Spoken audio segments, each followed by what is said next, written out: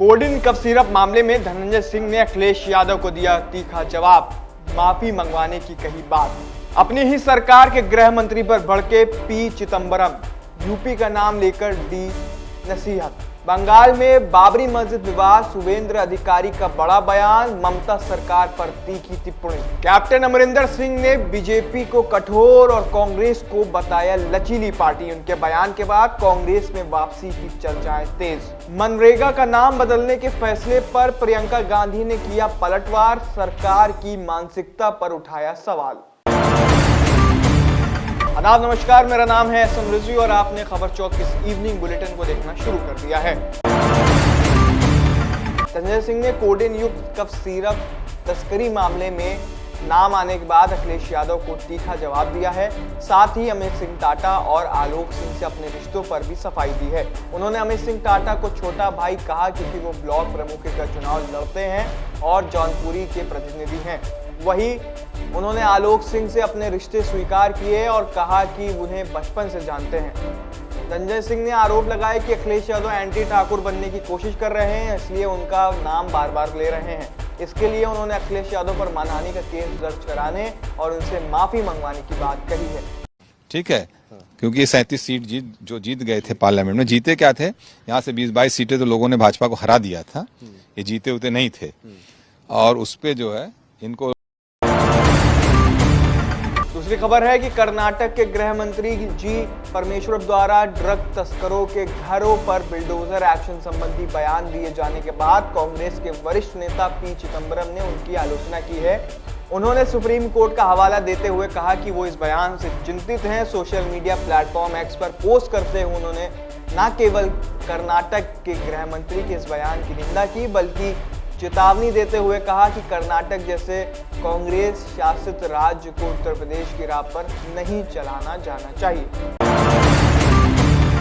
तीसरी खबर है, बंगाल में बाबरी मस्जिद विवाद को लेकर भाजपा सीएम ममता बनर्जी पर लगातार हमलावर है। बंगाल में भाजपा संकल्प यात्रा के दौरान बीजेपी के एक नेता शुभेंद्र अधिकारी ने राज्य में मुगल शासन के निशान और बाबर के नाम के संबंध में एक कड़ा संदेश दिया है। उन्होंने कहा कि बंगाल में बाबरी मस्जिद नहीं बनने देंगे, बाबर के नाम की कोई चीज यहां नहीं चलेगी। साथ ही उन्होंने ममता सरकार पर करारा प्रहार करते हुए कहा कि ममता रहेगी तो बाबर का नाम लिखा जाएगा। पूरा राज्यों को गुमराह करने का काम किया और खुद ने भर दिया। उनको चुनाव लड़ना चाहिए, चोरी करना चाहिए, इसलिए कल फॉर्म भर दिया, आखिरी दिन फॉर्म भरा। ममता को चोरी करने के लिए चुनाव लड़ना चाहिए। बीजेपी को लाइए, वो मस्जिद मंदिर बनाइए, लेकिन बाबर का नाम लिखने नहीं दूंगा। बीजेपी बाबर का नाम पश्चिम बंगाल में लिखने नहीं देगा। बीजेपी को लाइए, ममता रहेगी तो बाबर का नाम लिखा जाएगा, और बीजेपी आएगी तो बाबर के नाम नहीं लिखा जाएगा।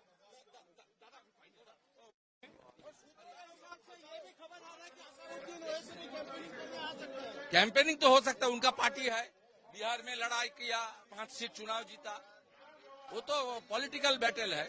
लेकिन जो ये लोग बाबर का नाम लेकर कर रहा है, बीजेपी को लाइए, बाबर का नाम लिखने नहीं दूंगा। बाबर का।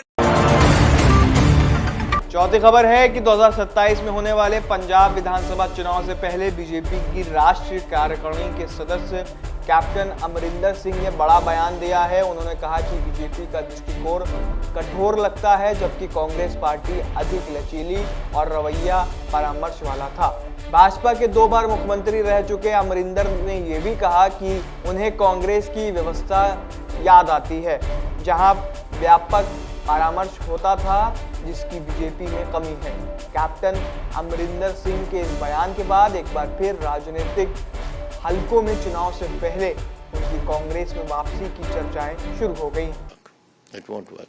Punjab is a different area. Look at it. Everywhere the BJP is putting through. Why not in Punjab?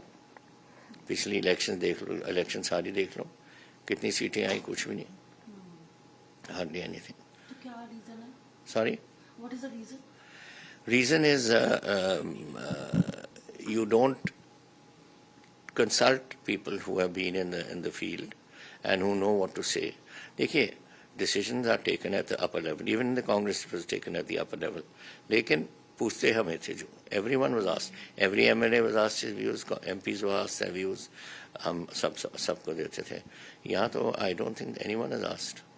Do you miss Congress for that reason? Me miss? No, the system I think was different. I miss the system, the broader type of consultation that used to go on over there. I mean, I was, for instance, PCC president 3 times. Okay, लेकिन it doesn't mean that only what I said went. They would ask other MPs, they'd ask other MLAs, then they discuss it with me. Okay, this is what people are saying, and I'd say yes, they are correct, I'm wrong. You know, you were open to these things. You mean to say there was more democracy? There's more democracy in... Democracy and the value of experience. I think that is what is, which I find is lacking here. Are you missing Congress? You miss? Well, I've been a long time. I've seen that I had to leave the Congress once before. If you remember in 1984 when Blue Star took place.